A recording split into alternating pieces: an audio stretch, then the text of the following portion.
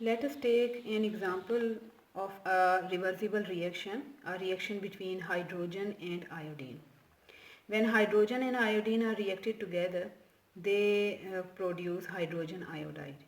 In this reaction, iodine is in purple color, while hydrogen gas is a colorless gas and hydrogen iodide is also a colorless gas. So when hydrogen and iodine are heated in a closed flask or in a closed container, then hydrogen iodide is formed, and the purple color of the iodine fades up and it becomes and hydrogen iodide, which is a colorless gas, it is formed. This reaction is called as forward reaction. इस reaction में क्या है कि hydrogen और iodine purple colour की है। Hydrogen और iodine दोनों आपस में रिएक्शन करते हैं, हीट अप होते हैं, रिएक्शन करते हैं और हाइड्रोजन आयोडाइड फॉर्म होता है।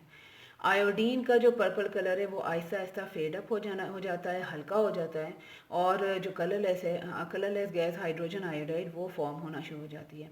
ये जो रिएक्शन है ये कहलाएगा फॉरवर्ड रिएक्शन।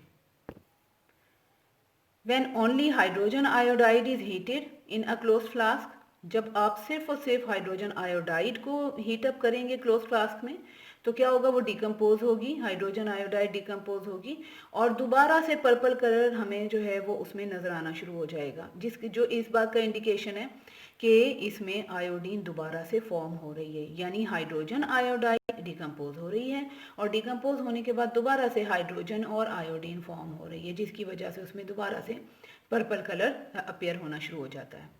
ये जो रिएक्शन है that is called as a reverse reaction. ये एक रिवर्स रिएक्शन है। Now both of these reactions can be written as a reversible reaction by putting a double arrow between the reactants and products. जो यानी hydrogen और iodine react together and a reversible reaction takes place and hydrogen iodide is formed, but hydrogen iodide also decomposed into hydrogen and iodine.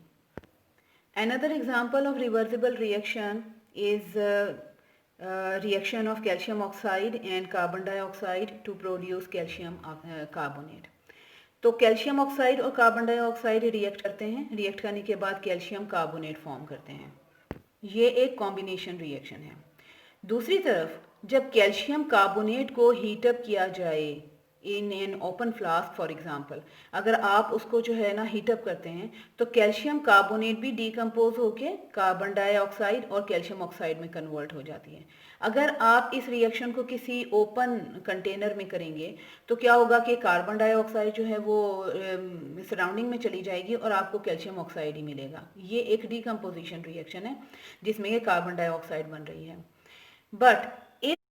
But if this decomposition of calcium carbonate is taken place in a closed flask, so that carbon dioxide can't escape into the surrounding, then initially only decomposition takes place, that is forward reaction. Decomposition of calcium carbonate takes place, for calcium oxide and carbon dioxide are formed, that is a forward reaction.